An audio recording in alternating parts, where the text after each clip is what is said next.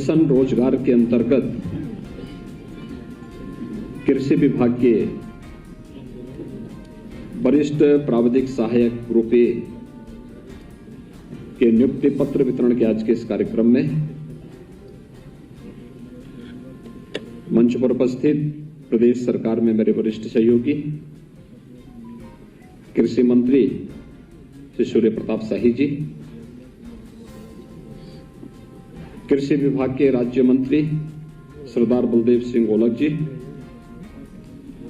अपर मुख्य सचिव कृषि श्री देवेश चतुर्वेदी जी,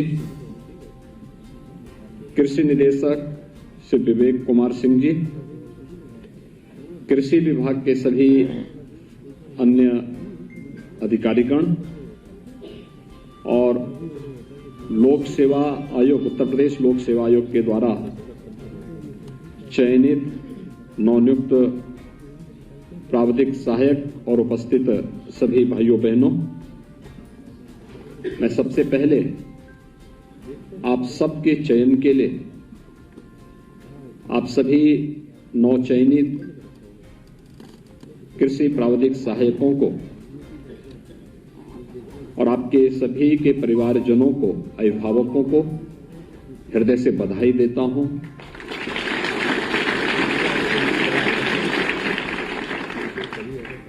अभी कुछ चयनित अभ्यर्थियों को नियुक्ति पत्र मैंने वितरित किया और मैं देख रहा था कि उनके पास अच्छी डिग्री के साथ साथ एक अच्छा अनुभव भी है, लेकिन उस प्रतिभा और उस अनुभव का लाभ राज्य के अन्नदाता किसानों को नहीं मिल पा रहा था।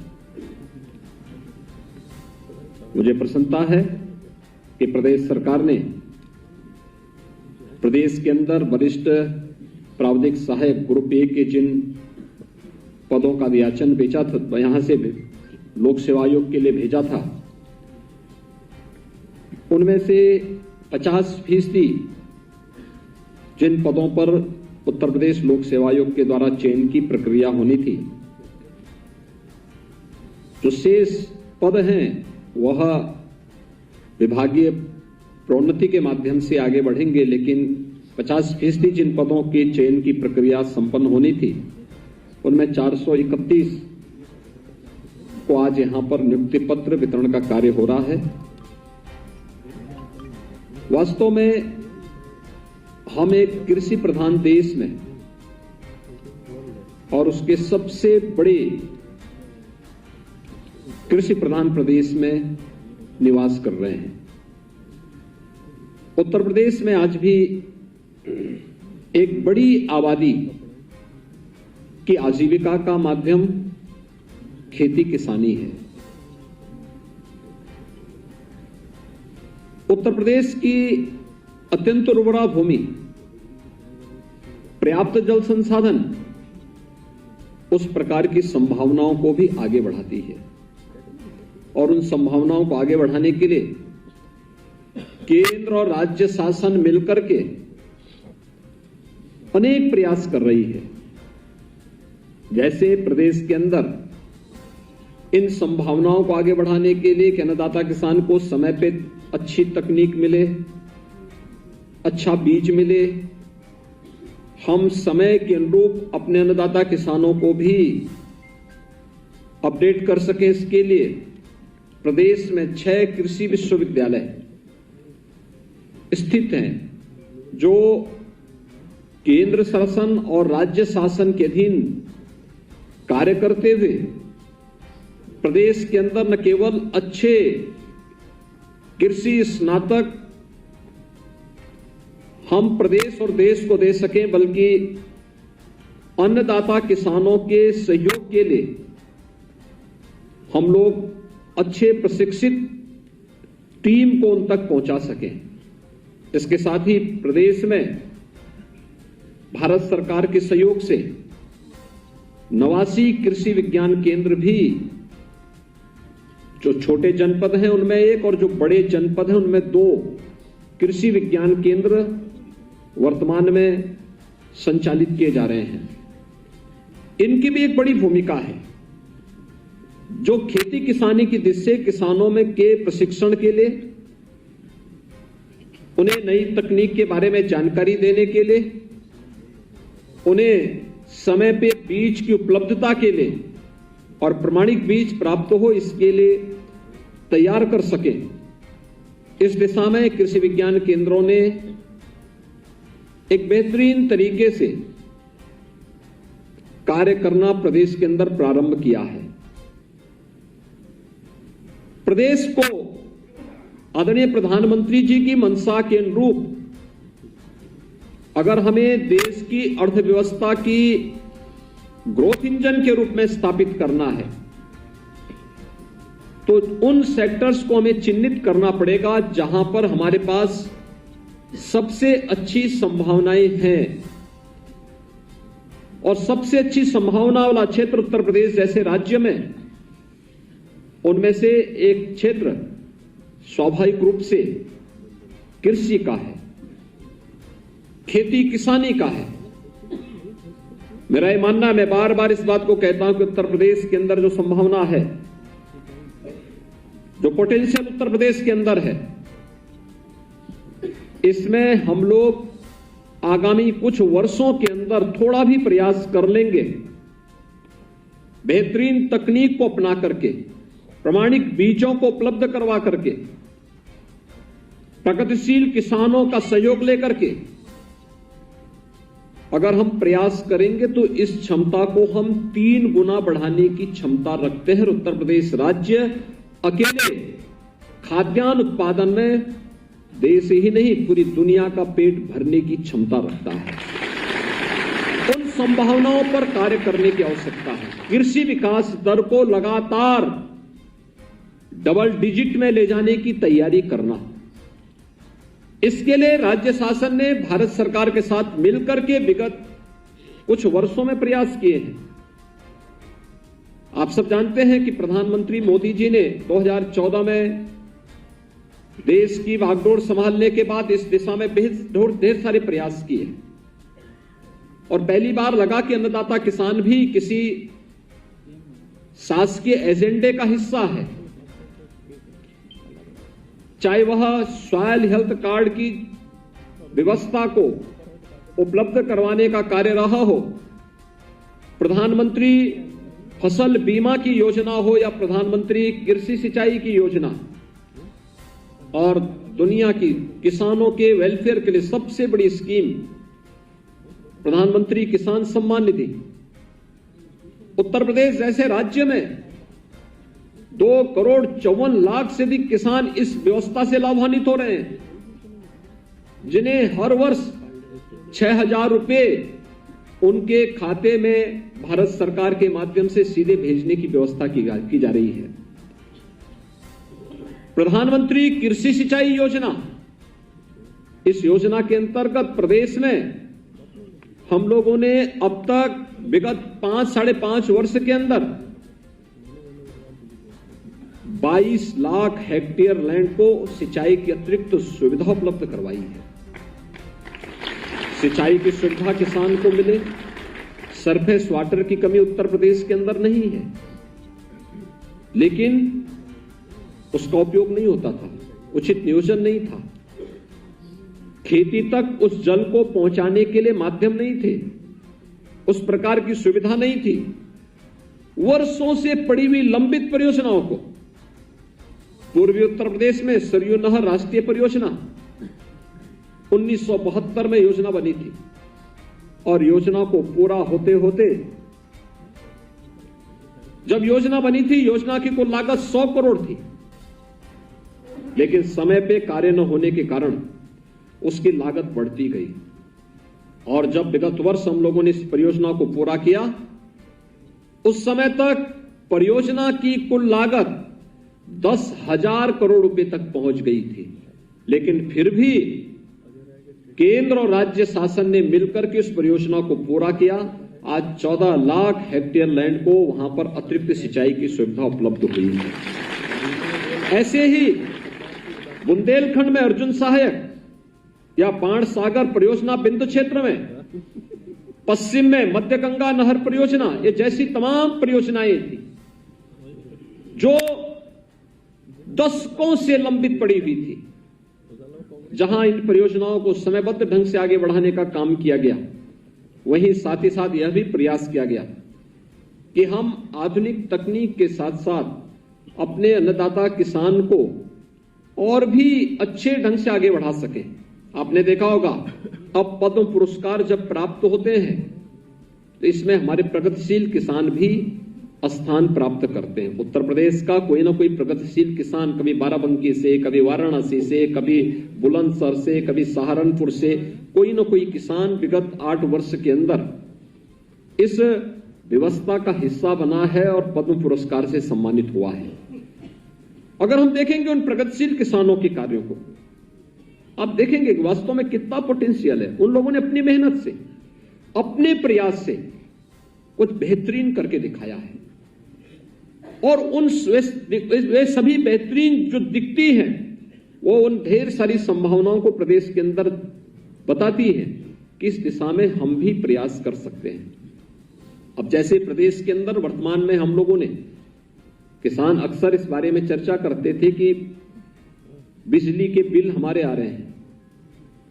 2017 के पहले तो बिजली ही नहीं मिलती थी, लेकिन 2017 के बाद जब बिजली देनी प्रारंभ भी हुई, जब उसमें शिकायत हुई, तो विगत वर्ष सरकार ने भी निर्णय लिया।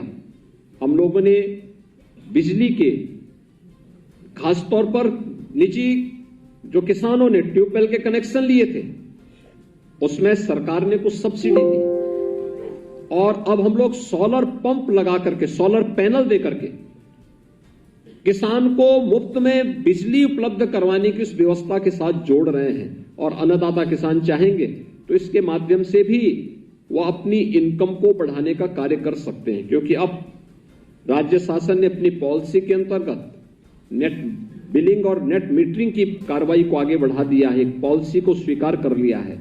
इसका लाभ हमारा अन्नदाता किसान भी पीएम कुसुम योजना के अंतर्गत ले सकता है और 30,000 किसानों को इस बार सोलर पैनल उपलब्ध करवाने की व्यवस्था के साथ डबल इंजन की सरकार वर्तमान में कार्य कर रही है।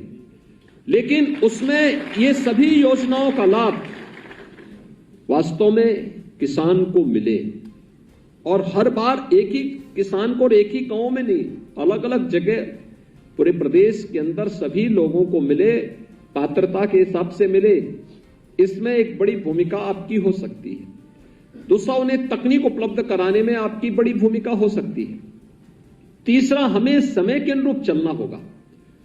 आपने देखा होगा कोरोना जैसी महामारी का सामना पूरी दुनिया ने किया।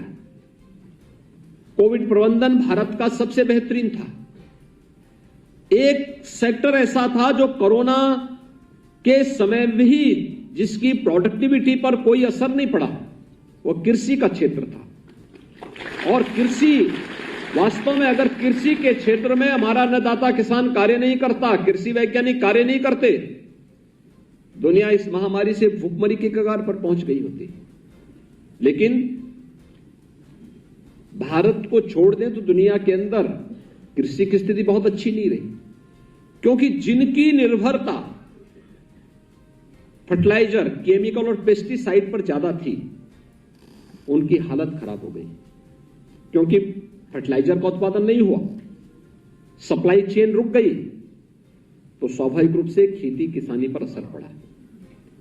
और उसका एक बेहतरीन विकल्प प्रधानमंत्री मोदी जी ने नेशनल प्राकृतिक खेती मिशन के माध्यम से इस कार्यक्रम को आगे बढ़ाने का कार्य किया। नेचुरल फार्मिंग मिशन को आगे बढ़ा करके इस कार्यक्रम को गति देने की कार्रवाई को यूनियन बजट का हिस्सा बनाया।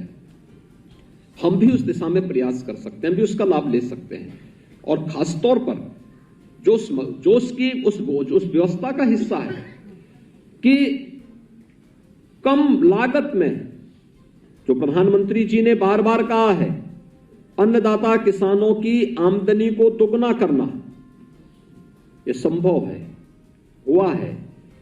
लागत का 1.5 गुना अगर किसान को एमएसपी मिलने लग गई है, तो आप ये मान करके चल सकते हैं कि यह संभव है, हम उसकी फर्टिलाइजर, केमिकल और पेस्टिसाइड की लागत को कम कर दें।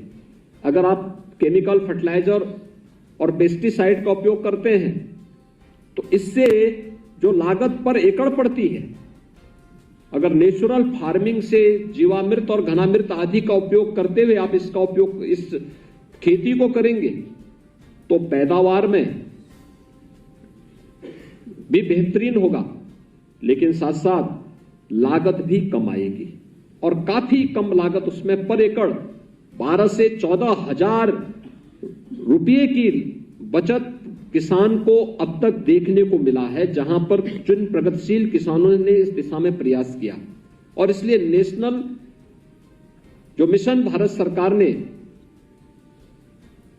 इस कार्यक्रम के तहत आगे बढ़ाया है, नेचुरल फार्मिंग के अभियान को आगे बढ़ाने के लिए लिया है, इसमें और राज्य सरकार ने भी अपने गंगा के तटवर्ती 27 जनपदों को इसके लिए चयन किया है। बुंदेलखंड के 7 जनपदों को हमने इसके साथ लिया है और हमारा प्रयास है कि यह इन सभी जनपदों को हम जोड़ें। वहां पे हम लोग टेस्टिंग लैब स्थापित कर रहे हैं, वहां पर हम लोग अन्य प्रकार से उन्हें सुविधा संपन्न करने की कार्रवाई कर रहे हैं। मास्टर ट्रेनर उपलब्ध कराए जा रहे हैं। 2020 से इस कार्यक्रम के साथ हम लोग जुड़े हुए हैं, लगातार ये कार्यक्रम चल रहे हैं। बहुत सारे अन्नदाता किसानों ने इस दिशा में बहुत अच्छे प्रयास भी किए हैं। हमें भी समय के अनुरूप अपने आप को तैयार करना होगा, लोगों को बताना पड़ेगा। आज इसकी डिमांड है। ग्लोबल वार्मिंग के इस चैलेंज का सामना करने के लिए हम भी इस दिशा में अच्छा प्रयास कर सकते हैं और उस प्रयास के क्रम में मुझे लगता है कि यह जो प्राविधिक सहायक ग्रुप ए के आज 431 पदों का यहां पर नियुक्ति पत्र वितरण की कार्रवाई हो रही है। मेरी आप सबसे अपील मैं आप सबसे अपील करूंगा। आपने देखा होगा कि आपकी जो परीक्षा हुई है उत्तर प्रदेश लोक सेवा आयोग ने की। उत्तर प्रदेश लोक सेवा आयोग आज से 5 साल पहले एक बदनाम केंद्र बन गया था। उसके नाम से ही लोग और युवा, उसके मन में एक चिढ़ पैदा होती थी। लोगों को यह लगता था कि ये कहीं ना कहीं यह धोखा कर रहे हैं प्रदेश के युवाओं के साथ। और उस समय जो स्थिति पैदा होती थी वह स्थिति हम सब के लिए चिंताजनक स्थिति पैदा करती थी। प्रदेश का युवा आंदोलन था। आज 6-7 साल पहले की स्थिति क्या थी? सीबीआई की इंक्वायरी करानी पड़ी थी, ढेर सारी चीजें सामने आई थी।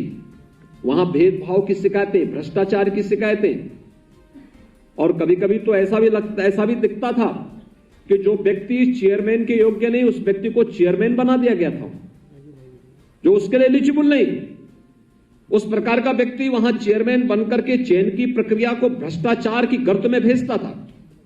लेकिन पिछले 5-5.5 वर्ष के अंदर आपने देखा होगा चयन की प्रक्रिया में बिना भेदभाव की पूरी ईमानदारी और पूरी पारदर्शिता के साथ ये चयन की पूरी प्रक्रिया हुई। और चयन की प्रक्रिया को संपन्न करने के बाद नियुक्ति की प्रक्रिया वेरिफिकेशन के बाद आज संपन्न भी हो रही है। ये नियुक्ति की प्रक्रिया के साथ आप सब जुड़ रहे हैं। अगर आपको चयन की पूरी प्रक्रिया में पूरी ईमानदारी और पारदर्शिता मिली, नियुक्ति पत्र में आपको उसी एनआईसी के पोर्टल का उपयोग करते हुए पूरी ईमानदारी के साथ नियुक्ति पत्र भी वितरित किए जा रहे हैं, और आपके फिर नियुक्ति के लिए आपको उन क्षेत्रों में जहां पे आपको अपने क्षेत्र में कार्य करना है वहां पर उसी पारदर्शी तरीके से कार्यक्रम को आगे बढ़ाया जा रहा है। शासन भी आपसे अपेक्षा करता है कि आप उसी ईमानदारी और पारदर्शी तरीके से प्रदेश के विकास में अपना योगदान देकर के प्रदेश के कृषि क्षेत्र में विकास की रफ्तार को डबल डिजिट में पहुंचाने में अपना योगदान दें। ये कार्य आप बहुत अच्छे ढंग से संपन्न कर सकते हैं। अन्नदाता किसानों के साथ बेहतरीन संवाद बनाना है, संवाद बना करके उन्हें सदैव इस व्यवस्था के साथ जोड़े रखना है। यह भी हमें इसके साथ आगे करना, इसको हमें इसके लिए अपने आप को तैयार करना होगा। इसके लिए हम हमेशा अपने को तैयार, अपने स्वयं को जिस फील्ड में हम काम कर रहे हैं उस फील्ड में कार्य करते हुए न केवल अपनी फील्ड की जानकारी बल्कि केंद्र और राज्य शासन की इस क्षेत्र में विभिन्न प्रकार की जो योजनाएं आती हैं, जो स्कीम है, उनकी जानकारी लेना, प्रगतिशील किसानों के साथ बैठना, किसानों के समूह को इसके लिए अपडेट करना और लगातार उनके साथ संवाद बना करके शासन की योजनाओं का लाभ उन तक पहुंचाने की कार्रवाई को आगे बढ़ाने के साथ अगर हम जुड़ सकेंगे तो बेहतरीन परिणाम आ सकते हैं। मेरा यह मानना है कि जो हम लोग बार बार इस बात को कहते हैं, प्रधानमंत्री जी के मंशा के अनुरूप कि भारत की इकोनॉमी $5 ट्रिलियन की इकोनॉमी बनेगी, उत्तर प्रदेश जैसा राज्य उसमें $1 ट्रिलियन की इकोनॉमी बनकर के योगदान देगा, स्वाभाविक रूप से हमारा भी दायित्व बनता है कि हम भी जिस क्षेत्र में कार्य कर रहे हैं उसमें हम भी इसमें अपना योगदान दे सकें। कृषि क्षेत्र में विकास की दर को बढ़ा करके, अन्नदाता किसान के जीवन में परिवर्तन ला करके, शासन की योजनाओं से उन्हें जोड़ करके, विभिन्न प्रकार की योजनाओं की जानकारी उन्हें उपलब्ध करवा करके हम भी अपनी जिम्मेदारियों का निर्वहन करके अपने प्रदेश के बारे में, अपने जनपद के बारे में बहुत कुछ जानकारी दे सकते हैं। आज मैं देखता हूं प्रदेश के अंदर कहीं भी मैं जाता हूं, हमारे प्रगतिशील किसानों ने बहुत सारी जगह बहुत अच्छा काम किया है। प्रधानमंत्री जी अपने मन की बात के कार्यक्रम में बहुत बार इसका उल्लेख भी करते हैं, बहुत बार करते हैं। मैं देखता हूं कोई किसान सुल्तानपुर में ड्रैगन फ्रूट का उत्पादन कर रहा है, कोई किसान किसी अन्य फील्ड में काम कर रहा है, अलग अलग प्रकार से। और मैं तो अभी बिजनौर में गया, मुझे वहां एक प्रगतिशील किसान मिले और उनकी सफलता की कहानी को हमने वहां देखा, कैसे उन्होंने 6 एकड़ खेती में सफलता की एक नई कहानी गढ़ी। वो वास्तव में हर एक अन्नदाता किसान के लिए प्रेरणादायी हो सकता है कि उन्होंने एक 6 एकड़ खेती में 1 करोड़ प्रति वर्ष की कमाई वह किसान अकेले बिजनौर जनपद में कर रहा है। एक किसान मुझे मुरादाबाद में ऐसा मिला जिसने अपने क्षेत्र में कार्य करते हुए अपनी खेती को ही उन्होंने एक्सपोर्ट का एक माध्यम बनाया। हम भी उसमें सहायक हो सकते हैं, ढेर सारे किसानों को इसके लिए प्रेरित कर सकते हैं, सफसली लेने के साथ उसे जोड़ सकते हैं। नेचुरल फार्मिंग की जो वर्तमान व्यवस्था है इसके साथ जुड़ करके खेती की लागत को हम भी कम करने में सहायक हो सकते हैं। खेती किसानी के साथ साथ बागवानी के लिए, सब्जी साग भाजी उत्पादन करने के लिए और साथ साथ पशुपालन के क्षेत्र में भी उन्नत पशुधन हो, इसके में भी हम भी सहायक बन सकते हैं, उनको सहयोग कर सकते हैं, उनके सहायक बनकर के शासन की स्कीम के साथ जोड़ करके हर एक व्यक्ति को उसके साथ जोड़ने में योगदान दे सकते हैं। प्रयास करना होता है, आपका कार्य आपका एक मॉडल बन सकता है और फिर वह आपके नाम से जाना जाएगा।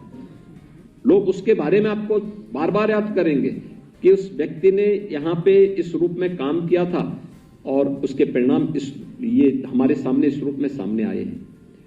हमें उसके लिए अपने आप को तैयार करना पड़ेगा और मुझे विश्वास है कि शासन की मंशा के अनुरूप एक पूरी ईमानदारी और प्रतिबद्धता के साथ कार्य करना, केंद्र और राज्य शासन की किसानों से संबंधित, खेती किसानी से संबंधित जितनी भी स्कीम है, इन सबको जानकारी रखना, फिर अन्नदाता विभागीय योजनाओं के साथ साथ अन्नदाता किसानों के साथ बेहतरीन संवाद बनाना, फील्ड विजिट करना, ये केवल कार्यालयी औपचारिकता तक सीमित न हो बल्कि फील्ड में जाकर के लोगों के साथ मिलना, संवाद बनाना और उसमें हम कुछ नया क्या कर सकते हैं, इसमें भी अगर आप थोड़ा बहुत योगदान दे सकेंगे तो हम उत्तर प्रदेश को देश की इकोनॉमी के ग्रोथ इंजन के रूप में आगे बढ़ाने में हमें भारी सफलता प्राप्त हो सकती है। दूसरा कार्य है, हम लोगों ने वर्तमान में प्रदेश के अंदर 100 विकास खंडों को, जिन्हें एस्पिरेशनल विकास खंड के रूप में हम लोगों ने नीति आयोग के सहयोग से चयनित किया है, ये आकांक्षात्मक विकास खंड हैं, जिनकी विकास की दर अन्य विकास खंडों की तुलना में कमजोर है। उन्हें सामान्य विकास खंडों की तर्ज पर विकास की रफ्तार के साथ जोड़ने के लिए हमने 100 ऐसे विकास खंड चिन्हित किए हैं जिन पर अतिरिक्त प्रयास करना है। आप में से बहुत सारे प्राविधिक सहायक उन एस्पिरेशनल विकास खंड में जाएंगे। वहां पे हमने पहले से एक सीएम फेलोज की भी तैनाती की है, जो हमें हर दिन की घटना के साथ वहां बताता है कि शिक्षा के क्षेत्र में क्या हो रहा है, स्वास्थ्य के क्षेत्र में क्या हो रहा है, कृषि और जल संसाधन के क्षेत्र में क्या हो रहा है, स्किल डेवलपमेंट और रोजगार के क्षेत्र में क्या हो रहा है, फाइनेंशियल इंक्लूजन में क्या हम वहां पे प्रगति कर रहे हैं। ये जो 6 पैरामीटर दिए गए हैं, इन 6 पैरामीटर पर वहां पर कार्य हो रहा है। और उस पैरामीटर के साथ जो मैंने बताया कि एक प्रमुख पैरामीटर प्रदेश, उत्तर प्रदेश जैसे राज्य की दृष्टि से अगर आप देखेंगे तो उसमें कृषि और जल संसाधन भी है। ये 6 पैरामीटर हैं और उस 6 पैरामीटर को हम हर महीने, मुख्यमंत्री कार्यालय देखता है, लेकिन नियोजन विभाग जो उसका नोडल विभाग है वह हर सप्ताह उसकी मॉनिटरिंग कर रहा है। संबंधित विभाग प्रतिदिन उस चीज की समीक्षा कर रहे हैं शासन स्तर पर भी, और मुझे लगता है कि उसमें आपकी बड़ी जिम्मेदारी होगी उन विकास खंडों में जाकर के बेहतरीन प्रदर्शन करने के लिए अपने आप को तैयार करना, और वहां पर हम लोग उन विकास खंडों को सामान्य विकास खंडों की तर्ज पर विकसित करने में हम लोग भी योगदान दे सकते हैं। मुझे लगता है कि अगर विकास की प्रक्रिया सब जगह समान रूप से हो तो स्वाभाविक रूप से कहीं भी कोई अव्यवस्था की शिकायत नहीं करेगा, और हमें उस दिशा में प्रयास करना चाहिए। उत्तर प्रदेश ने एस्पिरेशनल डिस्ट्रिक्ट के परिणाम को बेहतरीन तरीके से आगे बढ़ाया है, बहुत अच्छे परिणाम उसके सामने आए हैं। जब 2018-19 में एस्पिरेशनल डिस्ट्रिक्ट नीति आयोग ने चिन्हित किए थे, देश के अंदर 112 थे, उनमें से 8 यूपी के थे। जब उत्तर प्रदेश के एस्पिरेशनल डिस्ट्रिक्ट की चर्चा हुई थी तो उस समय देश के अंदर इनकी विकास की दर और इनकी रैंकिंग जब हुई थी तो यह सभी बहुत पीछे थे। कोई 108 पे था, कोई 110 पे था, कोई 105 पे था, बहुत खराब स्थिति में थे। लेकिन पिछले 4-5 वर्षों के अंदर नीति आयोग के साथ मिलकर के बेहतरीन समन्वय बनाते हुए हम लोगों ने वहां पर जब कार्य प्रारंभ किया, आज आपको आश्चर्य होगा कि कोविड-19 के बावजूद हमारे 8 एस्पिरेशनल डिस्ट्रिक्ट में विकास की दर देश के अंदर जो टॉप के 10 जनपद हैं जिन पे अच्छा कार्य हुआ है, उनमें से 5 उत्तर प्रदेश के थे, और टॉप 20 में उत्तर प्रदेश के सभी 8 जनपद थे। इसका मतलब हमने शिक्षा के क्षेत्र में, स्वास्थ्य के क्षेत्र में, कृषि और जल संसाधन के क्षेत्र में, रोजगार और स्किल डेवलपमेंट के क्षेत्र में, फाइनेंशियल इंक्लूजन के क्षेत्र में वहां पर कुछ अच्छा किया है, और जिसका परिणाम है कि नीति आयोग के भी तमाम प्रकार के पुरस्कार उन जनपदों को प्राप्त हुए हैं। हमारा भी प्रयास होना चाहिए कि हम भी अपने उन विकास खंडों की तरफ देखें, उन जनपदों में देखें, हम भी कैसे इसमें योगदान दे सकते हैं, और अन्नदाता किसान की लागत को कम कराने, उनकी उत्पादकता को तेज करने, शासन की योजनाओं के साथ उन्हें जोड़ने और लगातार उनके साथ संवाद बना करके अगर हम लोग ईमानदारी के साथ कार्य करेंगे, शासन की मंशा के अनुरूप कार्य करेंगे, तो कहीं भी कोई शिकायत की गुंजाइश नहीं रहेगी। मैं एक बार फिर से आप सबका आज यहां पर चयन की प्रक्रिया के साथ यहां पर नियुक्ति पत्र वितरण का एक कार्यक्रम संपन्न हुआ है। मैं इसके लिए सभी नवनियुक्त कृषि प्राविधिक सहायकों को, उनके अभिभावकों को, उनके परिवार के सभी सदस्यों को हृदय से बधाई देता हूं। उत्तर प्रदेश लोक सेवा आयोग को इस चयन की प्रक्रिया को पारदर्शी तरीके से संपन्न करने के लिए हृदय से धन्यवाद देता हूं और मुझे विश्वास है कि आप सब बेहतरीन प्रदर्शन के माध्यम से उत्तर प्रदेश की कृषि विकास की दर को आगे बढ़ाने में अपना योगदान देंगे। आप सबके प्रति मेरी शुभकामनाएं। धन्यवाद। जय हिंद। पार्लियामेंट में पेपर लेइंग थी, इसलिए उनको आने में विलंब हुआ है और हमारे विभागीय कार्यों में हमारे रक्षा राज्य मंत्री अजय भट्ट जी बहुत मेरा सहयोग करते हैं, बहुत सहयोग करते हैं। चीफ ऑफ आर्मी स्टाफ से general Manoj ji Pandey, defence secretary Shri Girdhar जी अरमाने, श्री ए.के. शर्मा डीजीडी और अन्य सीनियर ऑफिशियल्स में हमारी श्रीमती रचका जी चौबे बैठी हैं, निवेदिता जी शुक्ला बैठी हैं, मेरे मीडिया के मित्रों, देवियों और सज्जनों, आज डिफेंस स्टेट ऑर्गेनाइजेशन के 97th रेजिंग डे पर डीईओ परिवार के आप सभी सदस्यों के बीच उपस्थित होकर मुझे बेहद खुशी हो रही है। सबसे पहले मैं डीजीडी के सभी अफसर्स और स्टाफ को इस डीईओ की स्थापना दिवस की हार्दिक बधाई भी देता हूं और आप सबको हार्दिक शुभकामनाएं भी देता हूं। आप सभी जानते हैं कि आज से लगभग एक सदी पहले डीईओ की स्थापना कैंटोनमेंट डिपार्टमेंट के रूप में हुई थी और तब से अब तक रक्षा संपदा संगठन देश के 17 स्टेट्स और 2 यूनियन टेरिटरीज में स्थित 62 नोटिफाइड कैंटोनमेंट्स के म्युनिसिपल एडमिनिस्ट्रेशन की जिम्मेदारी का बखूबी निर्वाह कर रहा है। अपने अधिकारियों और कर्मचारियों की मेहनत और लगन से यह संगठन दिन रात प्रगति कर रहा है और इस स्थापना दिवस पर मैं ईश्वर से प्रार्थना करता हूं कि आप सभी प्रगति की राह पर निरंतर आगे बढ़ते रहें और देश में आप अपनी एक नई छवि भी निर्मित करें। साथियों, आज जब हमारा देश अपनी आजादी के 75 वर्ष पूरा कर चुका है और आजादी के 100वें वर्ष के लक्ष्य तय कर रहा है, यानी अमृत काल की समाप्ति तक का लक्ष्य तय कर रहा है, तो डीजीडी को भी आने वाले समय के लिए अपने लक्ष्य तय करना आवश्यक है और यह डीजीडी डे हमें अवसर देता है कि हम विचार करें कि आज से लगभग एक सदी पहले डीजीडी की संकल्पना क्यों की गई थी। देश में जहां जहां भी हमारी आर्म फोर्सेस की जमीनें थीं, वे तो संबंधित सर्विस के स्टेशन कमांडर के अधीन थी ही, वे उन जमीनों का डेवलपमेंट और मेंटेनेंस देख ही सकते थे। फिर क्यों कैंटोनमेंट बोर्ड्स को अस्तित्व में लाने की जरूरत महसूस हुई? इस ऑर्गेनाइजेशन को इसलिए अस्तित्व में लाया गया ताकि आर्म फोर्सेज अपनी स्टेट्स के मैनेजमेंट और डेवलपमेंट आदि से ध्यान हटाकर पूरी तरह अपनी कम्बैट प्रिपेयर्डनेस पर ध्यान दे और अपने आप को अधिक से अधिक कम्बैट रेडी बनाए। ऐसे में आज का यह दिवस हमें हमारे संकल्पों का स्मरण करने का भी अवसर देता है।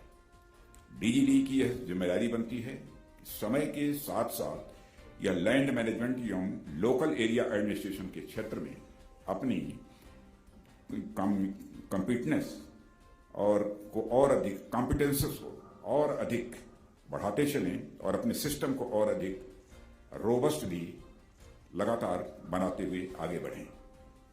साथियों, रक्षा संपदा संगठन द्वारा रक्षा भूमि की देखरेख और प्रबंधन का कार्य मैं समझता हूं कि नेशनल इंपॉर्टेंस के कार्यों में से प्रमुख कार्यों में से एक है। भूमि प्रबंधन को मैं वर्तमान ही नहीं बल्कि भविष्य का भी एक प्रबंधन मानता हूं और इसके मैनेजमेंट का प्रभाव केवल वर्तमान जनरेशन तक ही नहीं बल्कि आने वाली कई जनरेशंस तक रहता है। लैंड का अर्थ केवल फिजिकल लैंड ही नहीं होता है, केवल सॉइल ही नहीं होता है, बल्कि लैंड मानव जीवन समेत समस्त जीव जंतुओं का आधार होती है। लैंड फूल पत्तियों, पेड़ पौधों, फल से लेकर अनेक प्रकार के मिनरल्स और अन्य नेचुरल रिसोर्सेस का यह आधार होती है। ह्यूमन सिविलाइजेशन के उद्भव और विकास में जिन कारकों की सर्वाधिक महत्वपूर्ण भूमिका रही है, भूमि उनमें से एक है। भूमि मानव की सुख समृद्धि का सबसे प्रमुख कारण रही है। इसीलिए हमारे यहां कामना की गई है कि भगम वर्च पृथ्वी नो दधात, यानी माता पृथ्वी हमें समृद्धि और वैभव प्रदान करें। साथियों, कल मैं इस आयोजन के बारे में यूं ही विचार कर रहा था तो मेरे दिमाग में आया कि मानव जीवन में जमीन की भूमिका शुरू से लेकर अंत तक इतनी महत्वपूर्ण होती है कि मानव जीवन को लेकर जितने भी मुहावरे और लोकोक्तियां बनी हैं, जितने भी बनी होंगी, उनमें बहुत से जमीन से ही संबंधित है। कोई आदमी जो बड़ा उदार मन का होता है, सबको समान दृष्टि से देखता है, जिसके अंदर अनावश्यक कोई घमंड नहीं होता है, उसके लिए लोग कहते हैं कि यह व्यक्ति जमीन से जुड़ा हुआ है। इस मुहावरे का प्रयोग होता है। उसे धरती पुत्र भी लोग कहते हैं। भारत ही नहीं, बाहर भी ऐसे लोगों के लिए डाउन टू अर्थ और सन ऑफ द सॉइल आदि फ्रेजेस का प्रयोग किया जाता है उनके बारे में। इसी प्रकार कोई अति प्रसन्न होता है, उसकी लॉटरी लग जाती है या किसी और प्रकार की सफलता मिल जाती है तो उसे कहते हैं कि फलां के पांव जमीन पर नहीं पड़ना है, यहां भी जमीन आ गई। कोई व्यक्ति किसी कार्य के लिए जी तोड़ मेहनत कर रहा है तो उसके लिए कहा जाता है उसने जमीन आसमान एक कर दिया। अपनी मेहनत से किसी ने कुछ नवाचार कर दिया, कोई इनोवेशन कर दिया, तो कहते हैं कि फलां ने जमीन तोड़कर एक नया काम किया है। किन्हीं दो लोगों के बीच कोई कंपैरिजन करना हुआ तो कहेंगे कि उनके बीच जमीन आसमान का अंतर है। कोई कुछ गलत और अनैतिक काम करते हुए पकड़ा गया तो समाज के सामने वह जमीन में समा जाता है। किसी के सामने अचानक से कोई अनएक्सपेक्टेड यदि बात होती है, अप्रत्याशित यदि कोई बात होती है, तो पांव तले जमीन खिसक गई, यह कहा जाता है। इसी तरह दो लोगों के युद्ध में एक विजेता बनता है तो दुश्मन जमीन चूमने लगता है। वैसे तो कहते हैं कि धूल चाटने लगता है। कहने का अर्थ हमारे जीवन में जितने भी उतार चढ़ाव आते हैं, अच्छा बुरा होता है, उनकी अभिव्यक्ति जमीन से बहुत गहराई से जुड़ी होती है। बावजूद इसके पिछले कुछ 100 सालों का इतिहास हम देखें तो भूमि के साथ हमने बहुत अच्छा व्यवहार नहीं किया है। अधिक से अधिक लाभ कमाने के चक्कर में मानव ने पूरी धरती को विनाश के कगार पर लाकर खड़ा कर दिया। हमने जमीन का इस कदर दोहन किया, मानो वह हमारी जन्मदात्री न होकर कोई कमोडिटी मात्र। इस संबंध में मुझे अमेरिकन राइटर और फिलोसोफर एल्डो लियोपोल्ड का एक कथन यहां पर मैं उसका उल्लेख करना चाहूंगा, जिसमें उन्होंने कहा था कि we abuse land because we regard it as a community belonging to us. When we see land as a community to which we belong, we may begin to use it with love and respect. यानी धरती का शोषण हम इसलिए करते हैं क्योंकि हम इसे एक वस्तु मात्र समझते हैं जो हमसे संबंध रखती है। जब हम धरती को ऐसी कम्युनिटी के रूप में देखने लगेंगे जिससे हम बिलोंग करते हैं, उस दिन हम इसे पूरा प्यार और सम्मान के साथ उपयोग में लाने लगेंगे। साथियों, दुनिया भर के लोगों, संगठनों और देशों द्वारा धरती के प्रोटेक्शन और प्रिजर्वेशन की लगातार बात होती है, पर दूसरी ओर हमारे सामने भूमि की बर्बादी के ऐसे ऐसे आंकड़े आते रहते हैं जो हमें आश्चर्य में डाल देते हैं।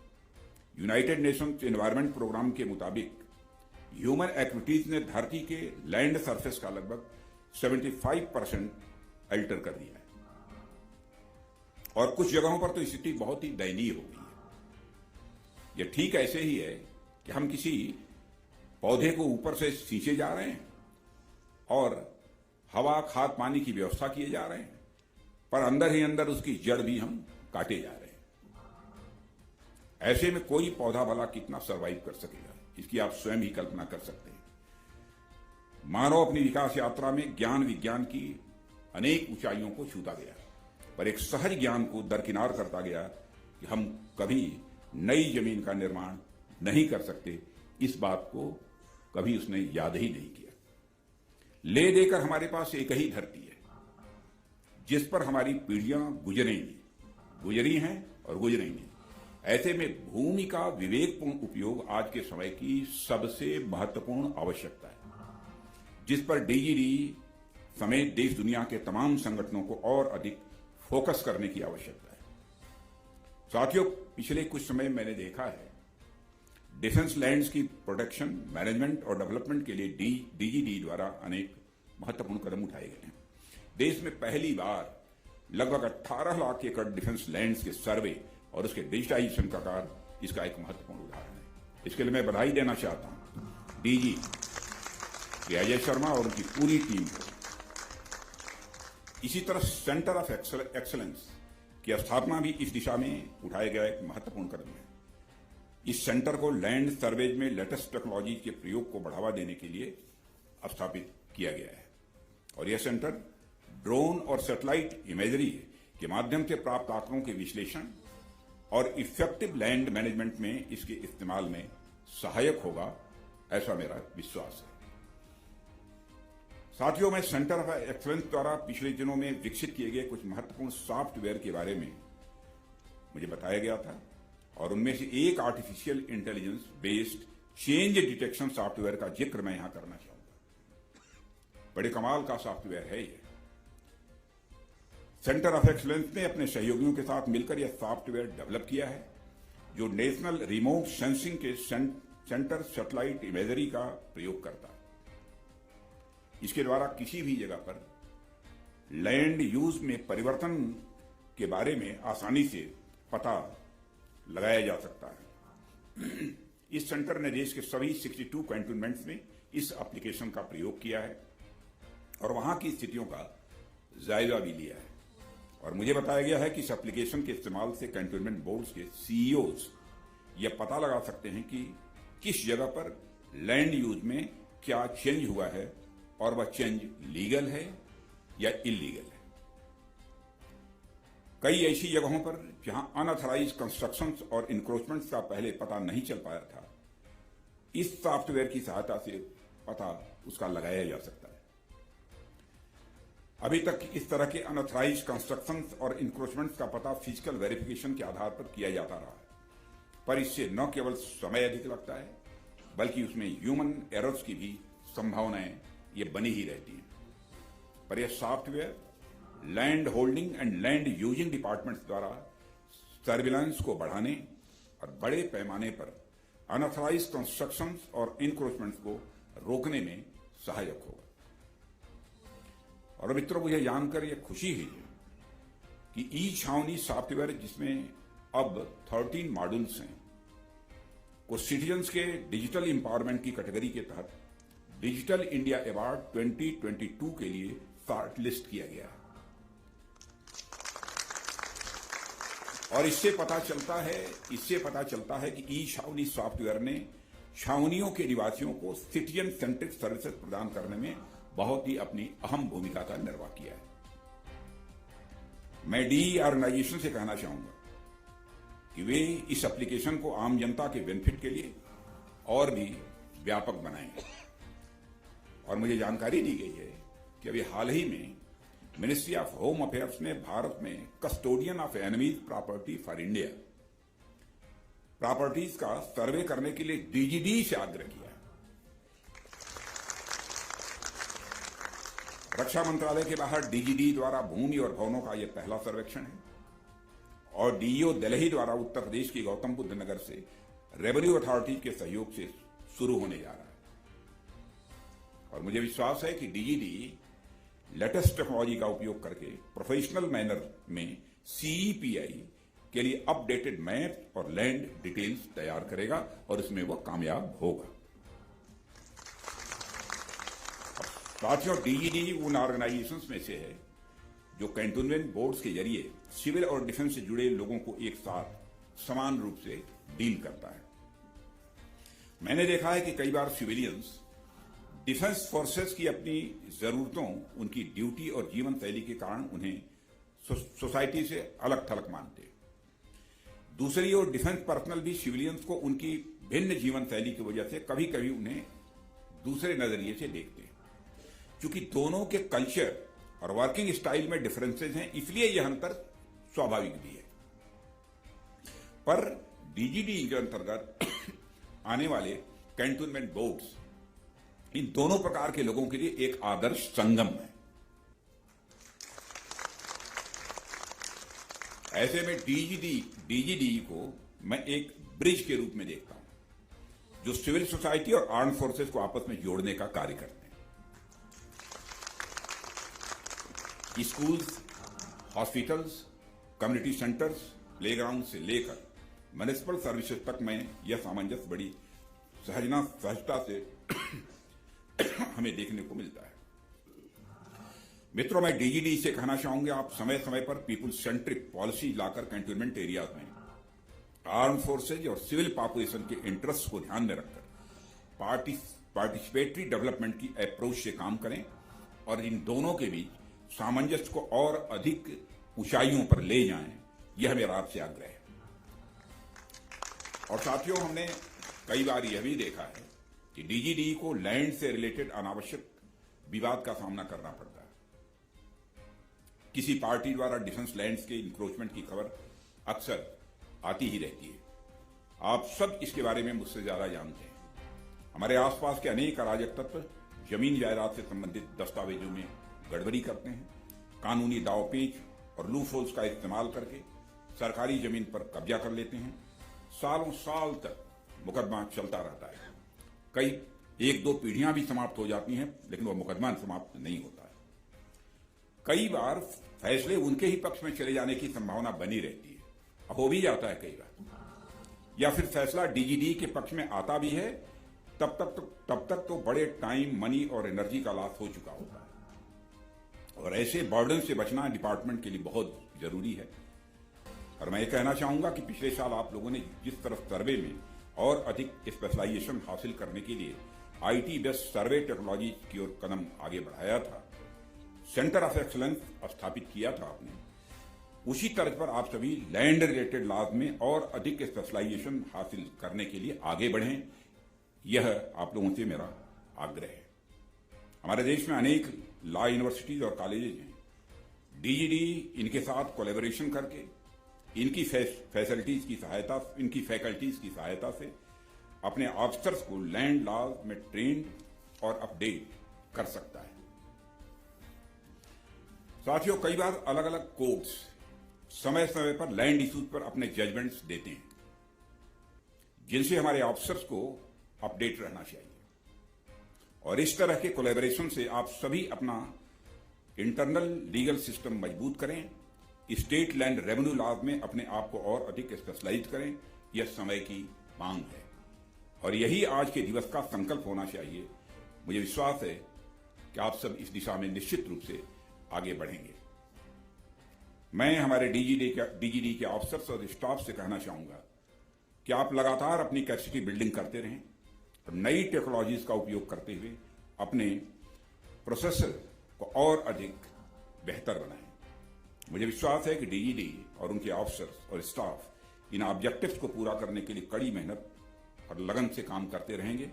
आप मेहनत से काम कर रहे हैं, लगन से काम कर रहे हैं, लेकिन और अधिक कड़ी मेहनत और लगन से काम करने की जरूरत है।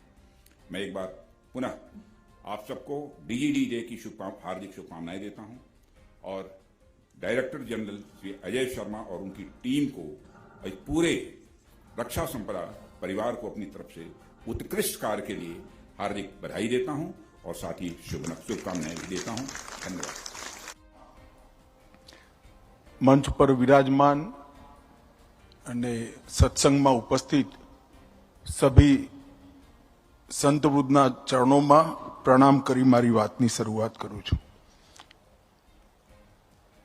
આજે આ કાર્યક્રમમાં મંચ પર દેશભરના અનેક ઉદ્યોગગૃહના આગેવાનો ને પ્રમુખ સ્વામી શતાબ્દીનું જ્યાં 1 મહિના સુધી કાર્યક્રમો ચાલવાના છે સ્થાન અને વિશ્વભરથી જોડાયેલા સૌ સત્સંગીઓને જય શ્રી સ્વામિનારાયણ કહીને મારી વાતની હું શરૂઆત કરું છું। જ્યારે હું અહીંયા આજે સાંજે લગભગ 5 વાગ્યાની આસપાસ પહોંચ્યો અને એક ભવ્ય નગરી જ્યાં શાંતિ, દિવ્યતા અને માનવ જીવનના સૌ ઉત્કૃષ્ટ મૂલ્યોનો સંદેશ એક સાથે પ્રાપ્ત થાય એવી ભવ્ય નગરી જોઈ હું અચંબિત થઈ ગયો. કારણ કે આજ વર્ષા ઋતુમાં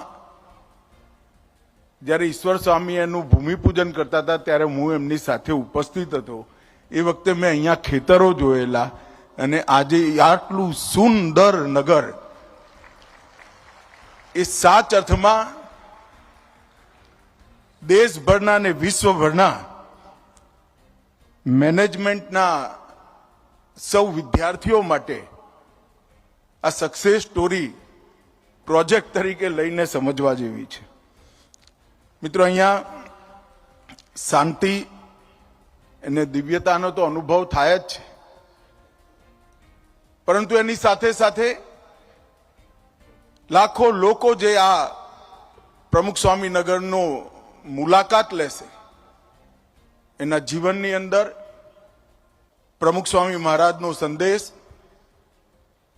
આપણા વેદો, ઉપનિષદો અને અનેક સંસ્કૃતિની બોધ કથાઓને ખૂબ સુંદર રીતે કશું બોલ્યા વગર સામાન્ય વ્યક્તિ સમજી શકે એટલી સુંદર રીતે અહીંયા વણીને મૂકેલી છે.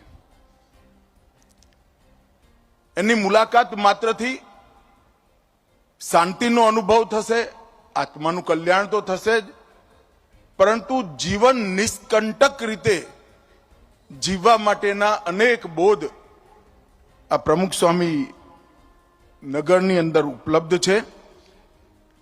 આવા બહુ ઉદ્દેશીય કાર્યક્રમમાં મને બોલાવવા બદલ હું બાપ્સના સૌ સંતોને ફરી એકવાર ધન્યવાદ કરી અને એમનો આભાર વ્યક્ત કરું છું. આજે હું જ્યારે અહીંયા આવ્યો છું ત્યારે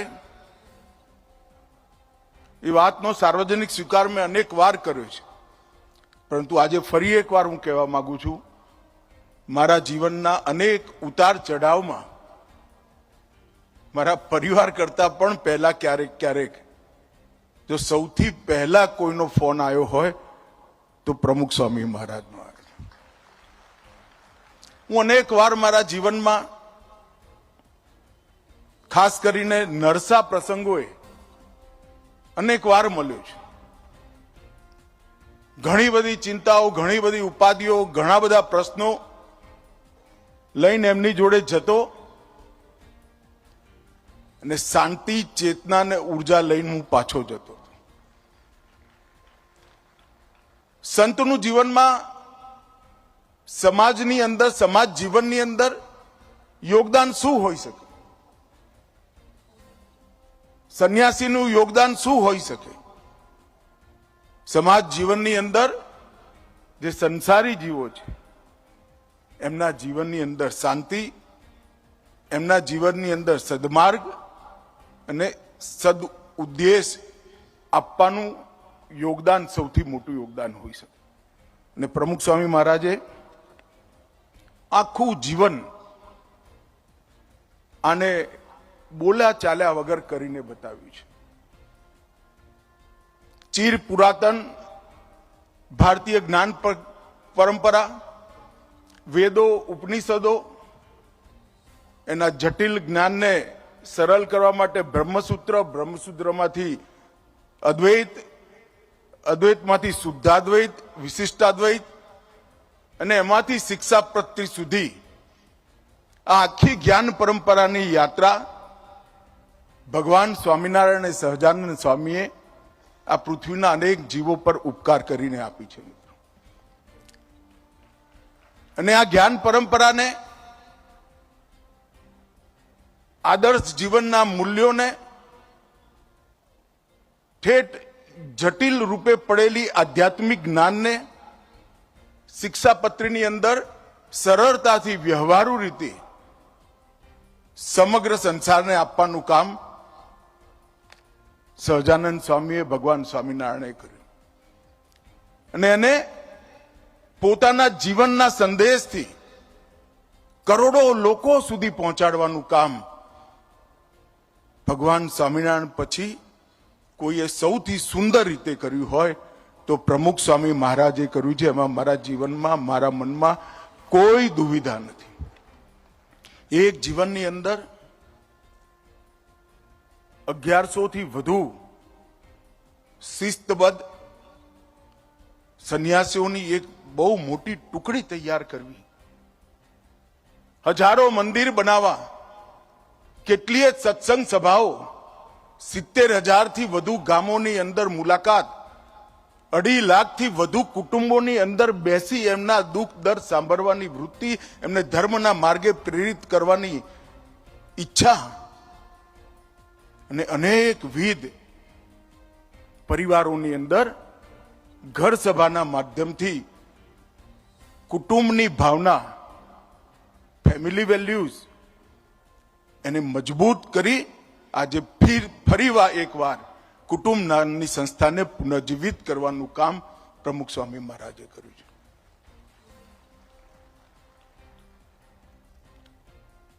ભારતીય સંસ્કૃતિનું અસ્તિત્વ ત્યાં સુધી જ રહે જ્યાં સુધી ફેમિલી ઇન્સ્ટિટ્યુશનને, કુટુંબ નામની સંસ્થાને આપણે જાળવી રાખીએ. અને આ વાતને પ્રમુખ સ્વામી મહારાજે પોતાના વિરાટ પ્રયત્નમાં છેલ્લે નાનામાં નાના યુનિટમાં તરીકે ઘર સભા સુધી પહોંચાડવાનું કામ કર્યું. અનેકવિધ આભાઓથી ચમકતી આપણી સંસ્કૃતિનું સુંદર, સરળ અને ચિરકાલ સુધી થાય એવી પ્રદર્શની મંદિરની સાથે સાથે અક્ષરધામ બનાવી એમને દેશભરમાં, હવે દુનિયાભરમાં પહોંચાડવાનો એક સંદેશ આપે છે. અને સૌથી મોટું યોગદાન પ્રમુખ સ્વામી મહારાજે કર્યું હોય તો એમને 20મી ને 21મી સદીમાં સંન્યાસ પરંપરાને પુનર્વ્યાખ્યાયિત અને પુનર્જીવિત કરવાનું કામ કર્યું છે. આ સંન્યાસ પરંપરાએ, સંન્યાસી પરંપરાએ આપણા દેશને અનેકવિધ સંકટોથી બહાર કાઢે છે. ના આધ્યાત્મિક સંકટ એકલું નહીં, રાજનીતિક સંકટોમાં પણ આ સંન્યાસ પરંપરાએ દેશનું માર્ગદર્શન કર્યું. આપણા ત્યાં અનેક પ્રકારના સંપ્રદાયો, મતો, જ્ઞાનની અનેક પરંપરાઓ હોવા છતાં ક્યાંય સંઘર્ષ વગર બધા એક સાથે ચાલ્યા. કોઈ જૈન મત લઈ ચાલ્યું, કોઈ બૌદ્ધ મત લઈને ચાલ્યું, કોઈ હિન્દુ પરંપરાઓમાં પણ અનેક સંપ્રદાયો લઈને ચાલ્યા, કોઈ શીખ મત લઈને ચાલ્યું, ક્યાંય સંઘર્ષ ના થયો. એનું મૂળ કારણ આ સંન્યાસીઓની પરંપરા હતી. અને જ્યારે પડે ત્યારે સઘરું પડે, ગુલામીના કાળની અંદર આ સંન્યાસ પરંપરાની અંદર પણ ચિંતા સાથે અનેક લોકો અધોગતિ જોઈ રહ્યા હતા. એ વખતે પ્રમુખ સ્વામીએ સંન્યાસીઓને ભણવું જોઈએ, સંન્યાસીઓએ દરેક પ્રકારના કામ કરવા જોઈએ. કોઈ ટ્રસ્ટની અંદર સંન્યાસીનું નામ ના હોઈ શકે, સંન્યાસીના નામે બેંક એકાઉન્ટ પણ ના હોઈ શકે, સંપત્તિ પણ ના હોઈ શકે. ક્યારેય તમે સ્વામી બાપ્સના સંન્યાસીને, સાધુને એકલા નહીં મળો, જોડી સાથે જ મળશો. અનેક પ્રકારની શિસ્ત સાથેની પરંપરાઓ ઊભી કરી. ભિક્ષાનું ભોજન સંભવ ના હોય તો મેં અનેક સંપ્રદાયોના અભ્યાસ કર્યા છે, પરંતુ નિસ્વાદ ભોજનનું ક્યાંય પરંપરા નથી. કેવળ ને કેવળ બાપ્સની અંદર નિસ્વાદ ભોજનની પરંપરા છે. દરેક ચીજની અંદર સંન્યાસી પર શિસ્ત અને સમાજને માટે સારો વિચાર, આ બંનેનું પ્રત્યાર્પણ કરવાનું કામ પ્રમુખ સ્વામી મહારાજે કર્યું. વિદેશમાં અનેક મંદિરો બનાયા, વિદેશમાં વસતા અનેક સનાતન ધર્મના અનુયાયીઓ માટે એ આધ્યાત્મિક ચેતનાના કેન્દ્રો બન્યા. વિદેશમાં વસતા અનેક સનાતન ધર્મના અનુયાયીઓ માટે જીવન મૂલ્ય સમજવા માટેની એ શાળા બન્યા. અને આપણી નવી પેઢી એને આપણા સંસ્કારોથી સંસ્કૃત કરવા માટેના આ ઉર્જા કેન્દ્રો પણ બન્યા. અને અમેરિકા અને એવા દેશોની અંદર 100 એકર, 150 એકર, 162 એકર આવા વિરાટ મંદિરોનું સર્જન એક વ્યક્તિએ બોલા ચાલ્યા વગર પોતાના 1100 સાથીઓના માધ્યમથી કર્યું. હજારો, લાખો, કરોડો સત્સંગીઓને સાથે રાખી કર્યું. આ પ્રયાસ, આ પુરુષાર્થ અને આ પરિણામ ત્રણેયનો સરવાળો કરીએ તો કદાચ સમજાય કે કેટલું વિરાટ કાર્ય એક જીવનની અંદર પ્રમુખ સ્વામી મહારાજ કરીને ગયા છે. આજે એમની જન્મ શતાબ્દી નિમિત્તે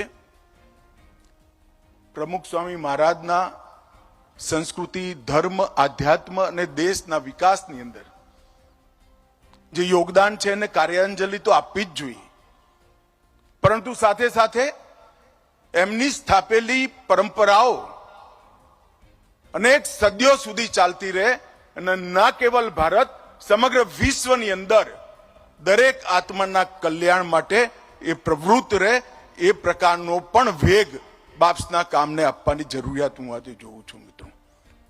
મિત્રો, આજે હું અહીંયા આવ્યો છું ત્યારે એક વાત તરફ જરૂર ધ્યાન દોરવા માંગુ છું. 1995 હું પહેલી વાર ધારાસભ્ય બન્યો. ધારાસભ્ય બન્યા પછી મતક્ષેત્રની અનેક પ્રકારની સમસ્યાઓનું સૂચિ બનાવવાનું ચાલુ કર્યું. એમાં સૌથી મોટી સમસ્યા વ્યસનની આવતી હતી. જ્યાં સુધી જુવાનિયાઓ વ્યસનથી મુક્ત ન થાય, એ વખતે મારી ઉંમર પણ 30-31 ની હતી, અને ખબર પડતી હતી કે સવારે કબડ્ડી રમવાની જગ્યાએ મસાલાની દુકાનથી દિવસની શરૂઆત થાય અને રાત પણ પાનવાળાની દુકાને જ પૂરી થાય. આ પ્રકારનું જો સમાજ જીવનની અંદર દૂષણો હોય તો સમાજ સ્વસ્થ ન હોય. મેં અનેક સંસ્થાઓનો સંપર્ક કર્યો તો વ્યસન મુક્તિના કામમાં તમે અમારા કાર્યકર્તાઓની સાથે જોડાઓ. શરૂમાં લગભગ 30-40 સંસ્થાઓએ આ સારા કામની અંદર જોડાયા, પણ જ્યારે હું એક ક્ષેત્રની અંદરથી વિધાયક ના રહ્યો, ધારાસભ્ય ના રહ્યો, ત્યાં સુધી કામ કરવાવાળી એક જ સંસ્થાથી બાપ સંસ્થાએ પોતાના વ્યસન મુક્તિના શિબિરો ચાલુ રાખ્યા હતા. હું નિશ્ચિત રૂપે મારા એકલા મતક્ષેત્રની અંદરથી કહી શકું, લાખો યુવાનોને અને હજારો પરિવારોને વ્યસનના દૂષણથી મુક્ત કરવાનું કામ બાપસે કર્યું હતું. આજે પ્રમુખ સ્વામી મહારાજના જન્મ શતાબ્દી વર્ષની શરૂઆત કાલે આપણે દેશના લોકપ્રિય પ્રધાનમંત્રી નરેન્દ્ર મોદીજીના હાથે અને મહાન સ્વામીજીના હાથે થઈ. એ યુગાનું યોગ જ હશે જ્યારે દેશ આઝાદીનો અમૃત મહોત્સવ મનાઈ રહ્યો છે. એ જ વખતે પ્રમુખ સ્વામી મહારાજનું શતાબ્દી વર્ષ પણ આવ્યું છે. છેલ્લા 8 વર્ષની અંદર જ્યારે પણ ઇતિહાસ લખાશે ત્યારે છેલ્લા 8 વર્ષમાં જ્યારથી 2014માં નરેન્દ્રભાઈ દેશના પ્રધાનમંત્રી બન્યા ત્યારથી આજ સુધી આ દેશના સાંસ્કૃતિક પુનર્જાગરણના કાલ તરીકે આ સમય ઓળખાશે. અનેક વિધાઓમાંથી સમાજને મુક્ત કરી નાખ્યો. અનેક લઘુતા ગ્રંથિઓમાંથી સમાજને મુક્ત કરવાનું કામ નરેન્દ્રભાઈના નેતૃત્વએ કર્યું છે. અને અનેક અટકેલા સાંસ્કૃતિક પુનર્જાગરણના પ્રશ્નોને પૂરા કરવાનું કામ પણ નરેન્દ્રભાઈના નેતૃત્વમાં થયું છે. ચાહે રામ જન્મભૂમિનો શિલાન્યાસ કરીને રામ મંદિરની બનાવવાની શરૂઆત કરવાની હોય, કાશી વિશ્વનાથનો પુનરોદ્ધાર હોય, બદ્રીધામ, કેદારધામ આધુનિક અને સુવિધાયુક્ત બને એ દિશામાં કામ કરવાનું હોય, અંબાજી, સોમનાથ અને પાવાગઢની અંદર સદીઓ સુધી એક સંદેશ જાય એ પ્રકારના નવા નિર્માણો કરવાના હોય, ભારતના યોગને વિશ્વની ધરોહર બનાવવા માટે ભારતીય સંસ્કૃતિના વિજ્ઞાનને સમગ્ર વિશ્વમાં સર્વસ્વીકૃત કરવાનું હોય, આપણા આયુર્વેદના વિજ્ઞાનને અનુસંધાનની સહાયતા આપી, તારણોની સહાયતા આપી એની દુનિયામાં સ્વીકૃતિ લાવવાની હોય કે ગંગા શુદ્ધિકરણના પ્રોજેક્ટને જમીન પર ઉતારવાનો હોય. દરેક ક્ષેત્રની અંદર સાંસ્કૃતિક પુનઃજાગરણનો આ સમય છે. એ જ સમયની અંદર પ્રમુખ સ્વામી મહારાજનું જન્મ શતાબ્દીનું વર્ષ આવ્યું છે. આજે બાપ સંસ્થા મહંત સ્વામીની નિશ્રામાં અનેક સંતોની સાથે પ્રમુખ સ્વામી મહારાજના બતાવેલા રસ્તા પર આગળ વધી રહી છે. મારો નિશ્ચિત ભરોસો છે કે દેશમાં શાંતિ, સદભાવના, વિકાસ અને રાષ્ટ્રભક્તિ અને રાષ્ટ્ર કલ્યાણના સંસ્કાર બાપ સંસ્થાના માધ્યમથી વધુ ને વધુ દ્રઢ થશે અને આપણે સૌ પૂજ્ય પ્રમુખ સ્વામી મહારાજે બતાવેલા રસ્તા પર ચાલી આપણી સાથે સાથે આપણા આધ્યાત્મિક ઉત્થાનની સાથે સાથે દેશનું અને રાષ્ટ્રનું પણ ઉત્થાન કરીશું એવો મને વિશ્વાસ છે. આપ સૌને ફરી એકવાર જય સ્વામિનારાયણ કહી મારી વાત પૂરી કરું છું. વંદે માતરમ. एडवांटेज उत्तराखंड, जिसमें हमारे देश से और विदेशों से सभी प्रतिभागियों ने यहाँ पर प्रतिभाग किया है. सभी ने अपने अपने विचार रखे. इस मैं कहूँ कि बहुत ही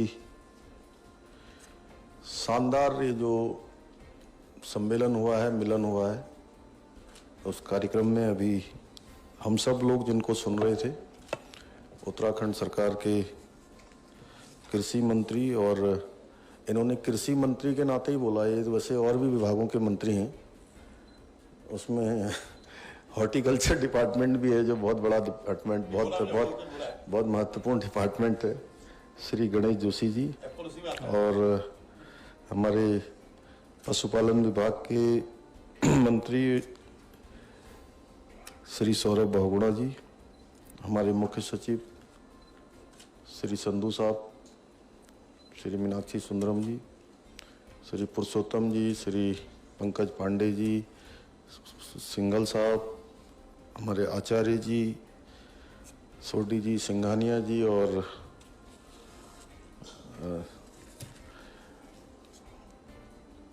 अजय जी, सभी ने अपनी बात रखी और बहुत अच्छे तरीके से यहाँ पर टाटा वालों ने भी रखी,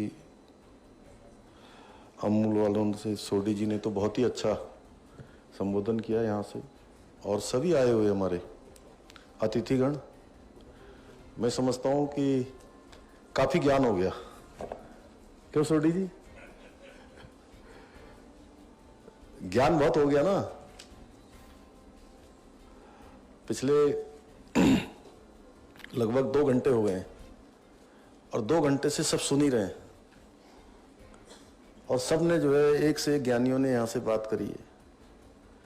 अब उसमें और ऐड कर दिया जाए तो मैं समझता हूँ कि बहुत ज्यादा कुछ नहीं. मैं अब उससे जरा हटके आ जाता हूँ आप लोगों के साथ. अब एक तो हमने रखा है एडवांटेज उत्तराखंड, और संधू साहब ने बहुत विस्तार से शुरू में बताया कि उत्तराखंड में इंडस्ट्री लगाएंगे तो क्या क्या फायदा होगा. एक तो इन्होंने जो सबसे बड़ी बात करी पर्यावरण की और बिजली की. तो पर्यावरण के बारे में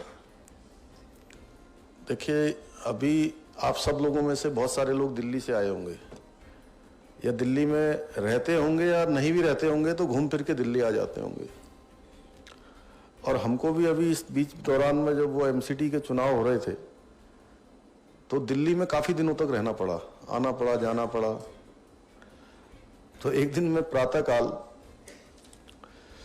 6:30 बजे मेरी आदत है कि मैं नीचे आ जाता हूँ.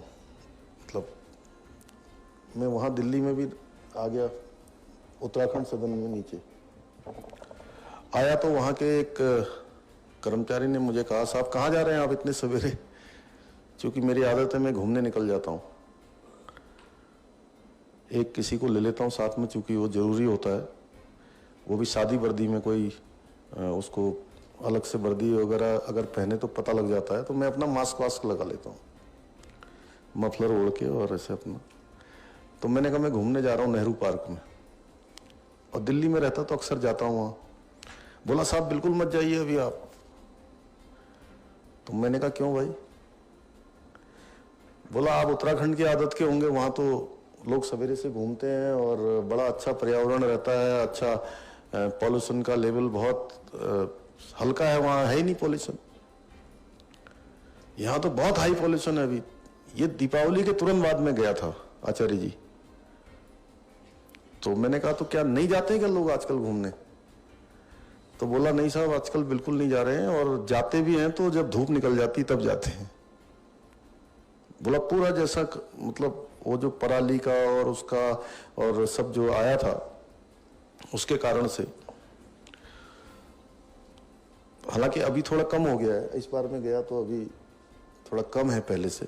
कितना था मीनाक्षी जी हम लोग नाप रहे थे? लगभग 250 के आसपास, 370 ना, अभी थोड़ा और कम होगा है, कम है थोड़ा, 270 के आसपास कुछ बता रहे थे, मैं पूछते रहता हूँ। अब यहाँ घूमेंगे आप तो बिल्कुल आपको लगेगा, और मेरा सच बताऊं तो पता नहीं रात में मैं ये बात अभी भी ने कहा कि थोड़ा मैं हटके बता रहा हूँ आपसे। तो रात को हालांकि 10 बजे तक वहाँ रात में हमारी मीटिंग होती थी, पब्लिक मीटिंग, और 11 साढ़े 11 बजे तक हम पहुँचते थे अपने उत्तराखंड सदन वापस। तो 4-5 दिन में वहाँ तो कुछ नहीं हुआ। जब मैं यहाँ आया तो तब मुझे लगा कि मेरा जो है गला ही चोक हो रहा है, सब सर्दी लग गई, क्या हो गया, नाक बह रही है। तो लोगों ने कहा कि ये जो है उसका इफेक्ट है। अब इसका मतलब ये नहीं कि दिल्ली में रहेंगे नहीं लोग, लेकिन उत्तराखंड में रहेंगे तो आपको जो है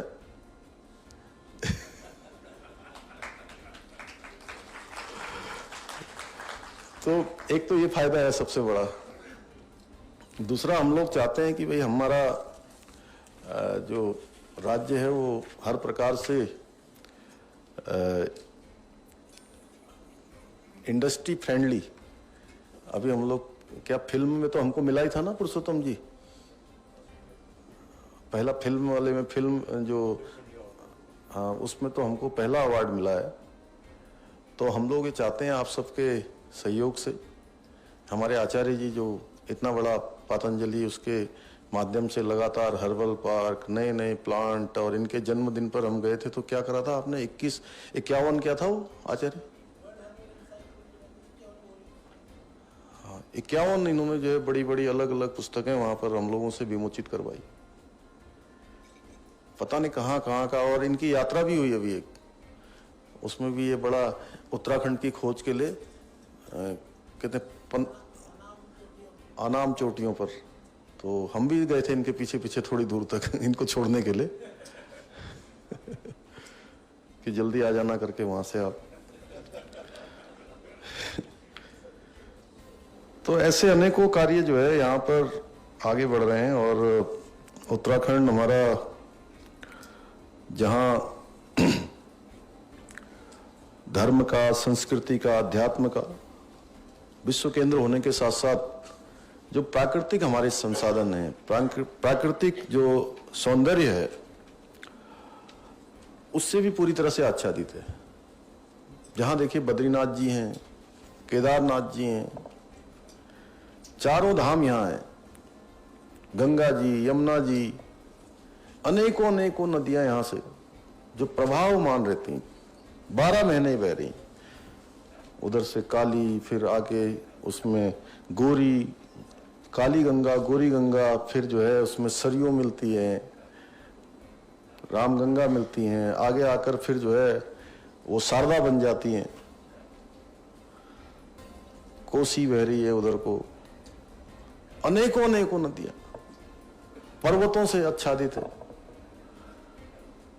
भारत सरकार ने इस बार पर्वतमाला कार्यक्रम शुरू किया तो सबसे अधिक हम ही लोगों को खुशी हुई। संधू साहब हमारे NHAI में रहे तो इन्होंने यहाँ इतनी रोडों के बारे में बता रहे थे, और इनके साथ साथ मुझे भी उतनी रोडें याद हैं, क्योंकि मैं जब एक विधायक के रूप में भी मैं लगातार इनके टच में रहता था। इनसे कहता था साहब आप यहाँ बना दीजिए, आप वहाँ बना दीजिए, यहाँ कर दीजिए। तो इनका भी विशेष लगाव था, तो उसके कारण से हमारे यहाँ पर 4 धाम की सारी सड़कें हमारी बन गई हैं। माननीय प्रधानमंत्री जी के प्रधानमंत्री बनने के बाद 2014 के बाद ऑल वेदर रोडें बनी हैं, वनों से आच्छादित है। सोडी साहब, हमारे यहाँ पर 71% वनों से आच्छादित है। टोटल जो हमारा एरिया है 71% फॉरेस्ट है। नदियां हैं, पर्वत हैं, वनों से आच्छादित है और हर प्रकार का यहाँ पर सौंदर्य है। तो अपने आप में मैं समझता हूँ कि वियतनाम वाले आए हैं, वो हमारा जो ये है स्विट्जरलैंड से भी ज्यादा सुंदर है उत्तराखंड।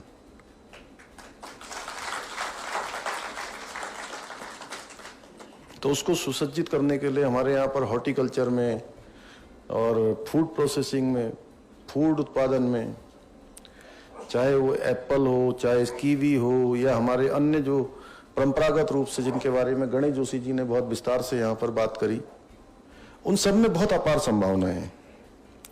और सबसे बड़ी बात है कि दिल्ली से बहुत नजदीक है, देश की राजधानी से। अभी जो एलिवेटेड रोड बन रही है, तो एलिवेटेड रोड बनने के बाद आप लोग जो लोग सब लोग यहाँ जॉली ग्रांट आए होंगे, ज्यादातर लोग जॉली ग्रांट आए होंगे, और जो रोजमर्रा के आने जाने वाले हो गए होंगे वो तो अब हवाई यात्रा कम ही पकड़ रहे हैं। और आने वाले समय में तो बिल्कुल ही मतलब बंद ही हो जाएगी। मतलब सेवा तो चलती रहेगी लेकिन लोगों का आना जाना कम होगा। जो बंबई से आ रहे होंगे या हैदराबाद से आ रहे होंगे, बेंगलोर से आ रहे होंगे, या देश के किसी अन्य कोने से आ रहे होंगे तो वो आएंगे। लेकिन दिल्ली से देहरादून आने के लिए, दिल्ली से हरिद्वार आने के लिए, दिल्ली से ऋषिकेश आने के लिए, मसूरी जाने के लिए वो हवाई जहाज नहीं पकड़ेंगे, क्योंकि हवाई जहाज से आएंगे तो कम से कम उनको सब मिलाएंगे तो 4 घंटे 5 घंटे लग जाएंगे। इतना लग जाएगा संधू साहब? मीनाक्षी, आप तो जाते रहते हैं। तो 4 घंटे 5 घंटे लग जाते हैं, क्योंकि 2 घंटे पहले हमको जाना पड़ता है घर से। 1 घंटा फ्लाइट का मान लीजिए, सब मिलाकर 1 घंटा आने और जाने में, बाहर निकलने में, और 1 घंटा कम से कम जो आपका गंतव्य स्थान होगा वहां जाने के लिए लगेगा। और बाई रोड जब आएंगे तो आपकी गाड़ी होगी, आपका ही ड्राइवर होगा, आपका सामान भी उसमें ऊपर नीचे नहीं होगा, तो आप सीधे रोड से आएंगे, सब जगह आसानी से पहुंच जाएंगे। और यहाँ से हमारे, जहाँ पहले हरिद्वार हम लोग जाते थे यहाँ से, तो हरिद्वार जाना बड़ा कठिन था, जाम लग जाता था साहब। यहाँ 1-1 घंटे का जाम, और 45 मिनट की अब दूरी, 45 मिनट में हरिद्वार से देहरादून पहुंच जाते हैं। पहले 2 घंटे 3 घंटे लगते थे।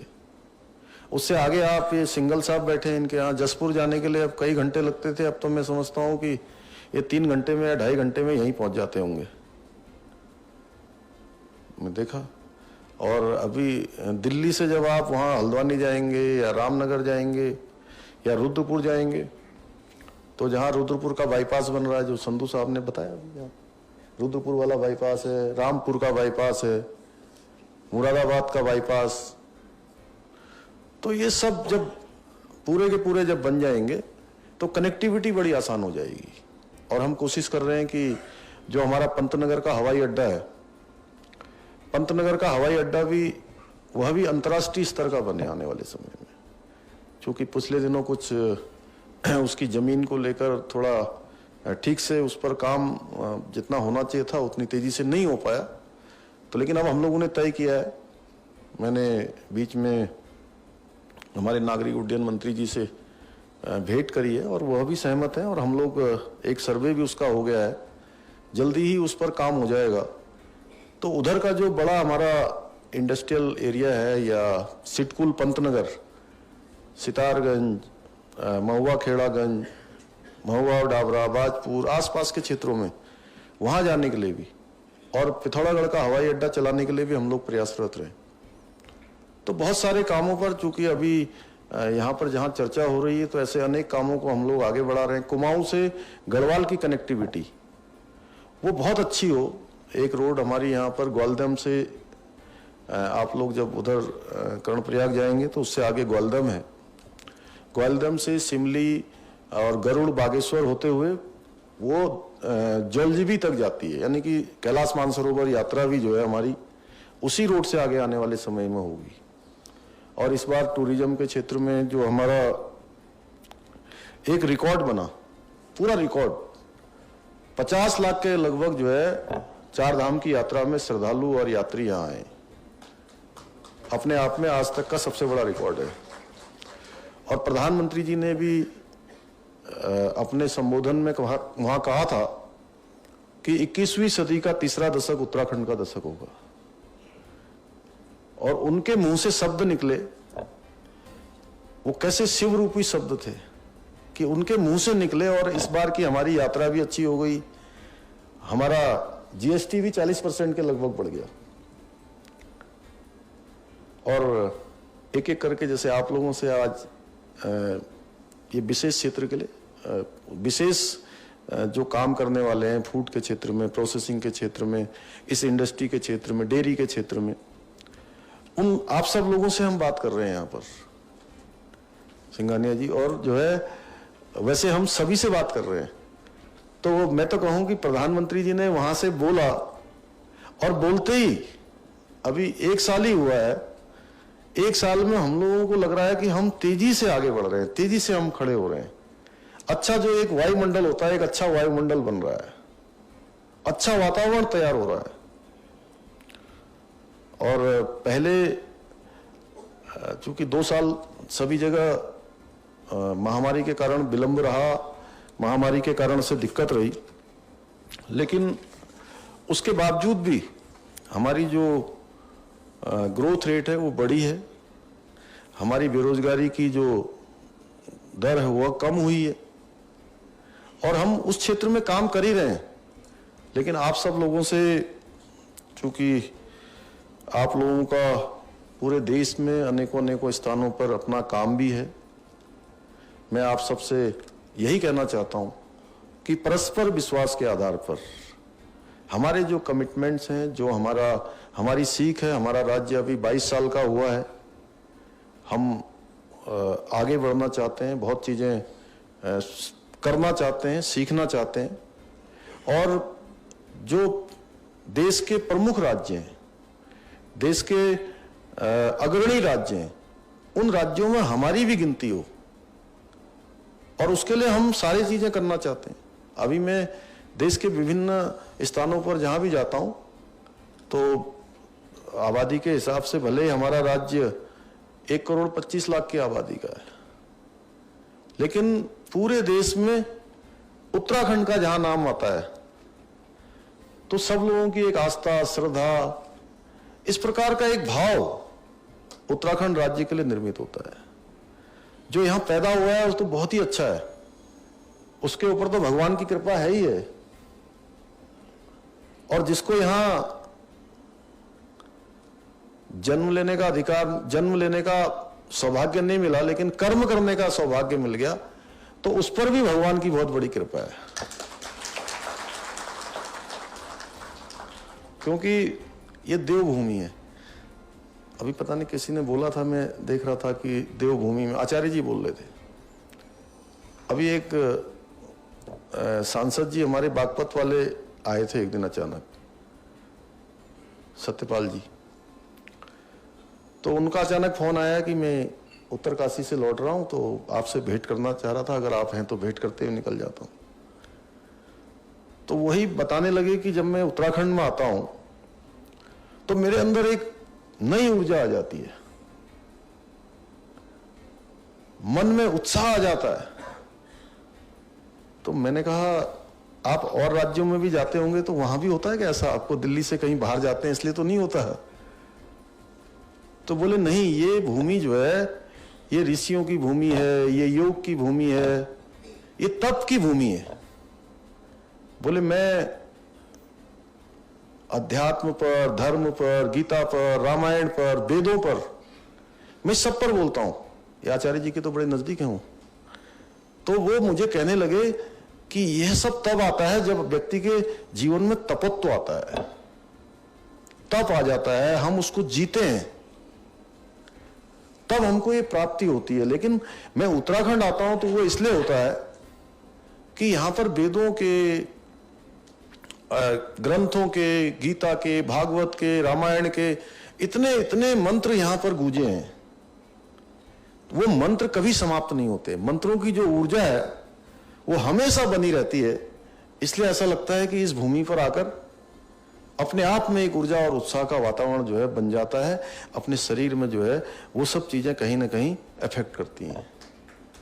इसलिए व्यापार करिए, खूब करिए, देश में करिए, विदेश में करिए, क्योंकि मोदी जी के नेतृत्व में एक भारत श्रेष्ठ भारत बन रहा है। और अब ऐसा भारत बन रहा है जो भारत पहले दब्बू भारत 2014 से पहले, पिछलग्गू भारत, ऐसा भारत जो अपने हितों की भी बात वैश्विक मंचों पर दुनिया की आंखों में आंखें डाल के नहीं कर सकता था। लेकिन आज प्रधानमंत्री मोदी जी के नेतृत्व में हर एक भारतवासी के मन में एक भाव जो पैदा हुआ है, एक भाव जो जगाने का काम हुआ है कि अब दुनिया का कोई भी क्षेत्र हो, किसी भी क्षेत्र में भारत दुनिया का नेतृत्व कर सकता है, भारतवासी दुनिया का नेतृत्व कर सकता है। इसके एक नहीं अनोखे अनोखे उदाहरण है। अभी अभी हमको बड़ा सौभाग्य मिला है कि G20 की हम लोगों को अध्यक्षता मिली है। पूरी दुनिया भारत को देखेगी और जो local for global, vocal for local, जो प्रधानमंत्री जी के ये मंत्र हैं, ये शब्द हैं, ये पूरी दुनिया के अंदर जाएंगे। और उत्तराखंड में भी हमको 2 कार्यक्रम मिले, उत्तराखंड में भी हमको 2 मीटिंगें यहां पर मिल रही हैं। तो ऐसे अनेकों क्षेत्रों में हम आगे बढ़ रहे हैं। मैं आज के अवसर पर आप सभी को आश्वस्त करता हूं। और बड़ा अच्छा, जब मीटिंग शुरू होती है तो शुरू में लग नहीं रहा था कि जो है इतना, जब मैंने आप लोगों को सबको यहां से बोलते हुए देखा, आपसे मिला और आपकी जो बॉडी लैंग्वेज, चेहरों पर जो एक मैं कहूं कि गंभीरता दिखाई दी है और जो आप लोगों ने स्नेह का भाव और आत्मीयता यहाँ पर आके हम सब के सामने आपका ये रखा है, उसके लिए मैं आप सभी का आभारी हूँ। आप सबका मैं बहुत हृदय की गहराइयों से आप सबका मैं स्वागत करता हूँ, अभिनंदन करता हूँ। और आप सबको उत्तराखंड में काम के लिए भी और रहने के लिए भी, यहाँ के काम को आगे बढ़ाने के लिए, अपना योगदान देने के लिए, देवभूमि में भगवान का आशीर्वाद भी आप लोगों पर बना रहे, उसके लिए आप सभी को उत्तराखंड में आमंत्रित करता हूं। और जो जैसा हम लोगों ने पहले ही बताया कि बहुत सारे जो इंडस्ट्री के क्षेत्र में, इस क्षेत्र में जो भी हमको आवश्यक रूप से जिन चीज़ों को संशोधित करना है, जिनमें कुछ ऐड करना है, वो सब करने के लिए हम पहले से ही तैयार हैं। और जो हमारी लॉजिस्टिक पॉलिसी है वह भी हम लोग जल्दी ही ला रहे हैं, उसके लिए सारी चीज़ें हमारी तैयार हो गई हैं।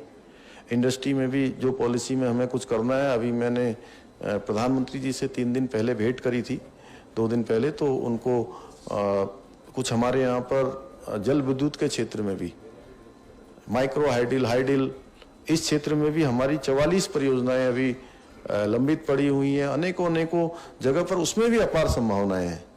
आज चूंकि एक सेक्टर का, एक विशेष सेक्टर की ये हमारी आज मीट हुई है, आज हम लोगों का मिलन हुआ है, तो उस पर भी हम लोग चर्चा करने वाले हैं। उसमें भी हम नई पॉलिसी कुछ करने वाले हैं। टूरिज्म में भी हम नई पॉलिसी जल्दी ही लाने वाले हैं। तो कोशिश ये है कि हर क्षेत्र में हम लोग सीखते हुए, माने ये नहीं है कि सब परिपूर्ण है। हम हिंदुस्तान के जो हमारे अन्य राज्य हैं जिन्होंने अच्छा काम किया है, वहाँ के बारे में भी। और सोडी जी, आपका तो हम धन्यवाद करते हैं कि आपने यहाँ से कहा और हमारे यहाँ की चीज़ों को जो है आगे बढ़ने में आपका और आपके सभी आए हुए सभी लोगों का विशेष रूप से योगदान रहेगा। तो पुनः एक बार सभी का धन्यवाद करते हुए मैं अपनी बात को समाप्त करता हूँ। बहुत बहुत धन्यवाद।